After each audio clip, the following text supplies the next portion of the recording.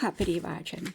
ஸ்ரீ லலிதா ரகசிய சகஸ்ரநாமத்தில் வாக்தேவதைகள் அம்பிகையின் நாமங்களாகச் சொல்லி அவளுடைய அனுகிரகத்தை, அந்த அனுகிரகத்தை அவள் எப்படியெல்லாம் பொழிகிறாள் என்று பார்க்கும் பொழுது நாம் சிறிதாக ஒரே ஒரு விஷயம், சின்னதாக ஒன்று பண்ணால் போதும், அவளை நினைத்தாலே போதும்.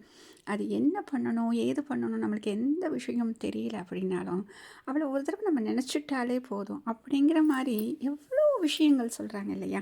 அப்படி அவளை அந்த நினைவோடு நாம் செய்யக்கூடிய எந்த ஒரு செயலுமே அவளுக்கு சமர்ப்பணமாகிறது. அப்போ நம்ம நினைக்கக்கூடிய இந்த பூஜைகள், அந்த பூஜைகள், இந்த மந்திரங்கள், அந்த மந்திரங்கள், எவ்வளோ விஷயங்கள் இருக்குது. அதையும் தாண்டி அவளுடைய அந்த நினைப்பு, அவளிடம் அணைக்கக்கூடிய அந்த லயிக்கக்கூடிய அந்த மனம், அதுதான் அவளுக்கு வேணும் என்று சொல்கிறார்கள். அப்படி சொல்லக்கூடிய நாமங்களாகத்தானே சொல்லிக் கொண்டு வருகிறார்கள். அப்படி பார்க்கும் பொழுது இப்பொழுது சொல்லக்கூடிய ஒரு நாமம் ஓம் திரிகுணாயை நமஹ. ஓம் திரிகுணாயை நமஹ. இதை படித்தோடனே இந்த பதத்துக்கு நமக்கு அர்த்தம் புரிஞ்சது இல்லையா? த்ரீனா 3 குணம் அப்படின்னா 3 குணங்கள். அப்போ 3 குணங்களை உடையவள்.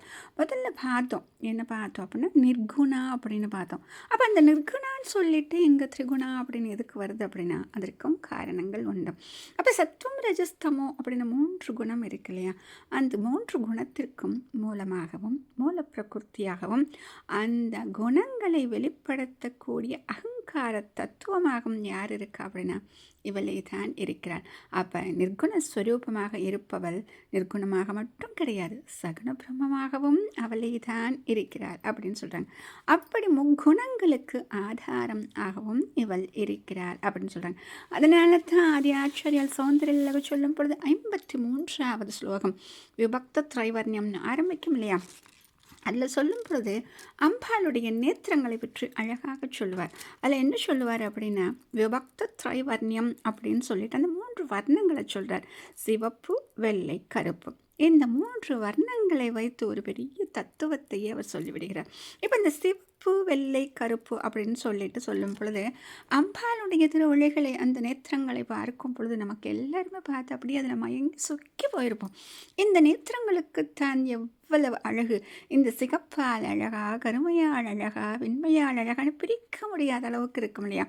அப்படி இந்த 3ம் ஒன்றாக சேர்ந்து அழகுடன் திகழக்கூடிய அவருடைய நேத்திரங்கள், அது 3ம் ஒன்றாக இருக்கக்கூடிய அவளுடைய கண்களை பார்க்கும் பொழுது ஆச்சரியால் எப்படி சொல்கிறார் அப்படின்னா ரஜஸ், சத்வம், தமஸ் அப்படின்னு சொல்லக்கூடிய இந்த 3 குணங்களுக்கும் ஆசிரியமாக இந்த கண்கள் இருக்கின்றன. சரி, அந்த நிறங்கள் எதை குறிக்கிறது? அதுக்கு அழகாக பெரியவா சொல்கிறார். அந்த கண்களில் ஓடக்கூடிய செவ்வரிகள் அப்படின்னு சொல்கிறது என்ன அப்படின்னா நெற்றிக்கண் ஒன்று இருக்குது. இப்போ செவ்வரிகள் அப்படின்னு சொன்னோன்னா கண்கள் மட்டும் கிடையாது, நெற்றிக்கண்ணும் சிவந்ததாகத்தானே இருக்கும். நம்ம படிச்சிருக்கோம் முதல்ல, பொறாமையினால் அது சிவந்ததாக இருக்கிறதுன்னு இன்னொரு ஸ்லோகத்தில் பார்த்தோம் இல்லையா?